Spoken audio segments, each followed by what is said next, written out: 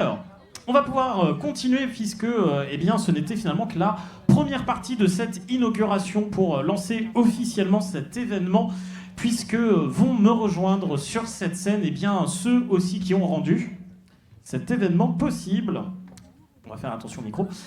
Je vais appeler sur scène et inviter à me rejoindre Samuel Hazard, Anthony Grigio et Pierre-Emmanuel Stoufflet. Je vous en prie, venir me rejoindre sur cette scène sous vos applaudissements. Verdun. Venez, venez, rejoignez-moi. L'escalier est juste là. Prenez place sur ces magnifiques canapés, ils n'attendent que vous.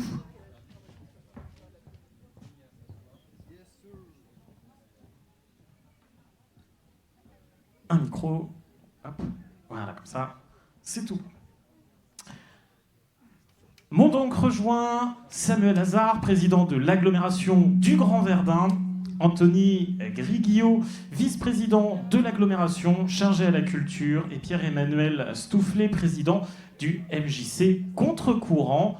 Bienvenue, merci à tous les trois de nous recevoir aussi aujourd'hui dans ce lieu magnifique, hein, voilà, on peut le dire. On va parler un petit peu avec vous jeux vidéo. Première question, est-ce que vous êtes des joueurs vous-même de jeux vidéo? Pas vraiment, mais je découvre les jeux vidéo depuis quelques années.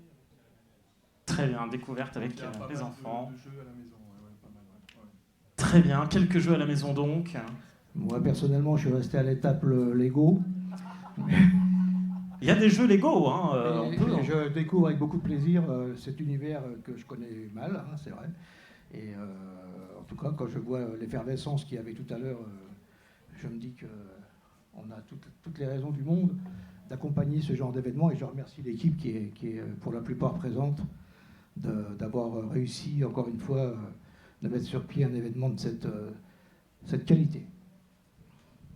Merci bien. Est-ce que nous avons un troisième joueur avec nous? Moi, j'ai commencé à jouer, donc je vais avoir 44 ans dans quelques jours. Ma première console, ça a été la Master System. Donc, je suis toujours heureux chaque année de pouvoir jouer, notamment à l'X-Kid. J'ai eu la NES, la Super Nintendo, des PlayStation. Oui. Et puis avec mes enfants, jusqu'à la Switch. Et ma fille, qui a 14 ans, me bat pratiquement tous les jeux. Mais bon, voilà. Donc, c'est vrai que j'aime bien. Puis j'adore le flipper. Une passion qui continue encore aujourd'hui, donc.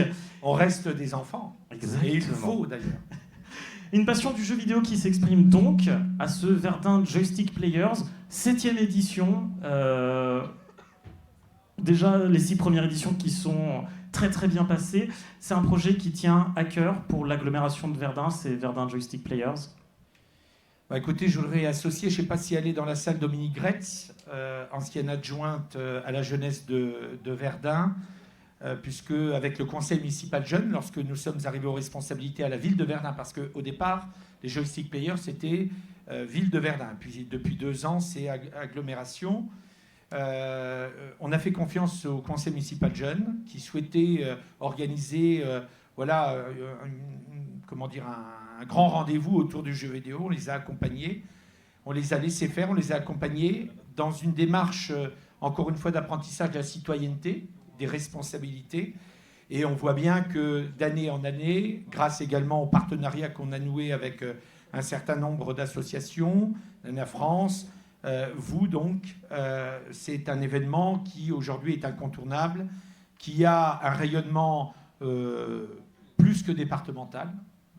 Et d'ailleurs, je remarque avec beaucoup d'amusement que certaines collectivités ont repris cette idée des joystick players. Ils étaient certainement en manque d'inspiration.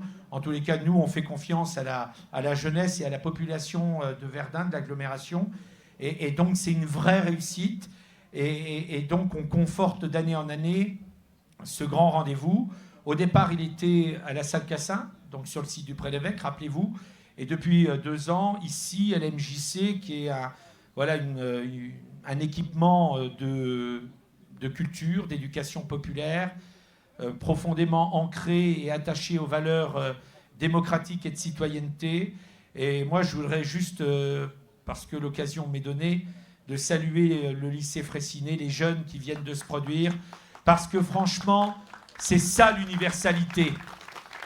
Et c'est un message éminemment politique. La fraternité, l'universalité, c'est l'esprit de Verdun. Et donc, en effet, les jeunes qui viennent d'Europe centrale orientale ou d'Afrique subsaharienne, voilà, ils ont connu la guerre, la misère, la pauvreté. Ils ont franchi les frontières au gré et au péril de leur vie. Et ils sont là et ils font partie de la communauté nationale. Ils sont profondément intégrés. Et c'est ça aussi la culture, c'est ça l'éducation populaire qu'il faut défendre, qu'il faut promouvoir face à celles et à ceux dans notre pays qui veulent annihiler le pacte républicain, qui veulent fermer les frontières, qui veulent le repli sur soi. Non, c'est pas ça la France. La France, c'est l'enrichissement mutuel. La France, c'est la mixité sociale, intergénérationnelle, les cultures différentes qui nous permettent de vivre et de bien vivre ensemble. Voilà un beau message qui est passé. On parle de culture. Anthony Griot, vous êtes vice-président de l'agglomération, chargé à la culture. L'actualité récente nous fait entendre que les jeux vidéo, c'est un biais néfaste, que ça favorise pour certains le terrorisme. Est-ce qu'aujourd'hui, c'est aussi un message de dire que le jeu vidéo, c'est avant tout quelque chose qui rassemble, qui réunit, véhiculer un message positif? Comme je vous l'ai dit en préambule, moi je ne suis pas un spécialiste du jeu vidéo, mais comme je suis curieux, je m'intéresse aussi beaucoup à ce qui se passe dans tous les milieux qui ont trait à la culture. Le jeu vidéo, il est catalogué comme le 10e art, hein, qu'on peut comparer aussi au 7e de temps en temps. Alors bien sûr, il est décrié par certains parce qu'il y a des addictions, parce qu'il y a toutes les sortes d'effets nocifs qui peuvent aller avec, mais... en ce qui concerne, moi, tous les aspects qui vont autour du numérique et des pratiques vidéoludiques, je ne peux que me féliciter. Quand je suis rentré tout à l'heure, évidemment, je me suis senti un peu décalé. Ça fait même peur quand on voit autant de jeunes au mètre carré, comme ça, on n'a pas l'habitude, mais c'est bien que la culture vienne aussi, comment dirais-je, conforter, percuter, nous forcer à voir les choses différemment. Et les jeunes qu'on a tous, vous verrez quand vous serez un peu plus vieux, hein, on a tous tendance à décrier, à dire ouais, les jeunes. Bon, on a tous été jeunes déjà pour commencer. Et puis les jeunes, ils ont beaucoup à nous apprendre. Il faut juste qu'on les accompagne, juste qu'on fasse en sorte que vous voyez, l'atmosphère qui règne ici, elle n'a absolument rien comment dirais-je, de négative. On voit bien qu'il y a un communautarisme qui existe, que tout le monde est rassemblé autour d'une esthétique, autour d'une envie de pratiquer, de découvrir. Ça ouvre aussi les frontières pour nous qui sommes plus anciens, et des expérimentations et aller vers des découvertes. Moi, je trouve ça forcément intéressant, et je remercie encore le conseil municipal des jeunes qui a initié, comme l'a dit le président maire tout à l'heure, qui a initié cet événement, parce qu'aujourd'hui c'est un événement qui est enraciné, qui fait partie du paysage culturel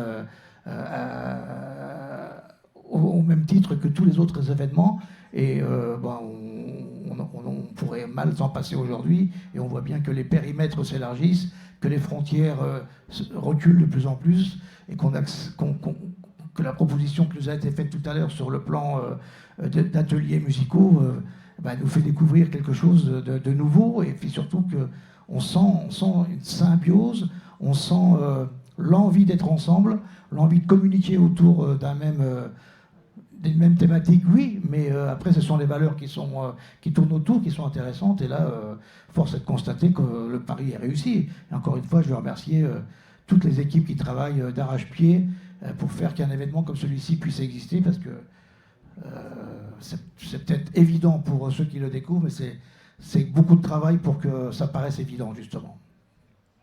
Merci aussi pour ce beau message. Vous le disiez en arrivant, vous avez été surpris par tous ces jeunes. Voilà, c'est bien la preuve que les jeux vidéo n'enferment pas chez soi, mais que ça fait aussi des bonnes excuses pour sortir et pour découvrir des lieux comme la MJC Contre-Courant. Pierre-Emmanuel Stoufflet, vous êtes donc président de cette MJC. C'est la deuxième fois que vous nous accueillez pour ces Verdun Joystick Players. Est-ce que déjà la première édition s'était très bien passée de votre côté? Oui, très bien. Moi, je suis ravi à plusieurs titres. Déjà que événement soit renouvelé dans ces murs. L'an dernier, c'était un peu un concours de circonstances, hein, comme l'a rappelé Samuel Hazard, la salle Cassin, lieu initial du Joystick Player, était pris pour d'autres raisons. L'Ukraine, c'était l'Ukraine, après le centre de vaccination d'Ukraine, effectivement. Donc la municipalité, le Grand Verdun a approché la MJC avec votre association et effectivement nous avons relevé le défi, me semble-t-il, en poussant un peu les murs. Vous avez investi chaque pièce, chaque recoin de la MJC et franchement, à mon niveau, c'était une pleine réussite. C'était vraiment un événement majeur dans ces murs. Je pense que tout le monde a été ravi, enchanté, émerveillé par ce qui s'est passé ici. Revenir une deuxième année consécutive prouve bien qu'effectivement on a tous été sur la même longueur d'onde et avec l'envie de renouveler l'expérience. Donc je suis vraiment ravi à ce titre-là et je suis ravi aussi, je reviens sur le concert, le mini-concert qui a eu lieu en préambule, concert de rap avec Stratégie P, d'autant plus que le week-end prochain aura lieu ici un concert de rap. Au sein de la MJC, notre programmation de musique actuelle, donc House Gang et Stratégie de P qui se produiront sur cette scène. Donc c'était un joli clin d'œil, je trouve, dans ce lieu de culture, de pouvoir associer les jeux vidéo, la musique au sein de la MJC. Enfin voilà, je voulais aussi vous exprimer ce petit clin d'œil qui me fait vraiment plaisir. Et ce concert qui sera donc le 13 mai, effectivement, sur cette même scène. Voilà, on vous a pris un petit peu d'avance, donc finalement. Est-ce que c'est aussi l'occasion de, j'allais dire, faire découvrir la MJC eh bien, à ceux qui habitent dans l'agglomération de Verdun ? Tout à fait. Chaque événement ici permet de remplir le lieu, de faire découvrir à de nouveaux Verdunois et grands Verdunois de toute l'agglomération la MJC, qui est certes très fréquentée, mais il y a toujours des Verdunois qui ne connaissent pas suffisamment ce lieu. On s'en rend compte lors de chaque événement qui sort un petit peu du cadre habituel de la MJC. Voilà, on sort des vacances scolaires avec les centres de loisirs, on enchaîne avec les concerts. Ici, le Joystick Player aujourd'hui et pendant tout le week-end. Donc c'est un nouveau public qui est peut-être déjà venu l'an dernier, mais certainement encore de nouvelles personnes. Et avec la publicité qui pourrait être faite sur ce qui se passe dans ce lieu, lieu de culture avant tout, de citoyenneté, on l'a exprimé tout à l'heure. Et c'est l'éducation populaire. Je pense qu'effectivement, ça va drainer de nouveaux publics tout au long de l'année et à l'avenir. Samuel Hazard, je voyais faire oui de la tête, notamment quand on a évoqué le fait de faire découvrir aussi ce lieu aux grands Verdinois. C'est aussi l'objectif de ces Verdun Joystick Players ? Alors, comme l'a dit Pierre-Emmanuel et Anthony, la culture, elle irrigue l'intégralité de notre territoire. C'est vrai que l'année dernière, la salle Cassin était affectée pour le centre de collecte de dons à l'Ukraine. Et c'est Anthony et le service culturel, notamment en lien avec la MJC, qui ont fait cette proposition. Et la MJC, elle est au cœur de toutes les politiques que l'on peut mener. Et je voudrais saluer Marie-Paul Soubrier, maire de Belleville, qui est très attachée également à cet équipement culturel. C'est très important. L'agglomération, c'est pas Verdun, comme j'aime à dire. C'est dépassé, ça. Surtout quand on est une intercommunalité aussi intégrée, puisque 90% des compétences sont à l'agglo, on ne raisonne plus Verdun, Thierville, Belleville, etc. Ça n'a plus de sens. Ça, c'est passéiste. Ce qui est important, c'est qu'est-ce qu'on fait pour le territoire. Alors moi, je voulais juste revenir sur la question que vous avez posée à Anthony sur le fait que les jeux vidéo peuvent mener au terrorisme. Je pense que ceux qui pensent ça ne connaissent pas le jeu vidéo. Je pense que leur réflexion est peut-être le corollaire d'un certain terrorisme intellectuel.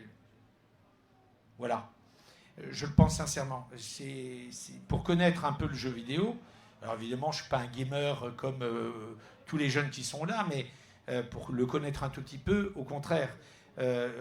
Certes, il y a la problématique addictive, et dès la première édition que l'on avait organisée à la salle Cassin, il y avait une sensibilisation sur la question addictive.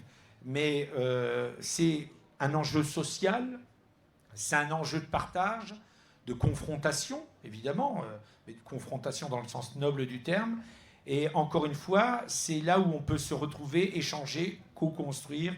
Et je crois encore une fois que c'est le reflet d'une société ouverte.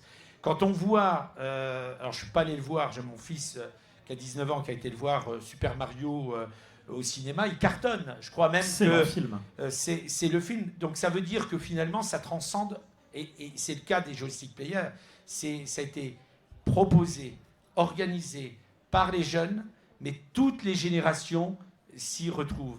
Des grands-parents à la plus jeune enfance. Ben finalement, encore une fois, je suis redondant, c'est ce que l'on veut promouvoir et construire ici à Verdun.